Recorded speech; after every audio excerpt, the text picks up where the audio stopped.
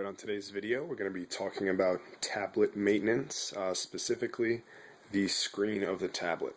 So as you use the tablet, you're going to get fingerprints, you're going to get slide marks, things like that. So here we can see with the light in the background, look at all of those fingerprints. Gross, right?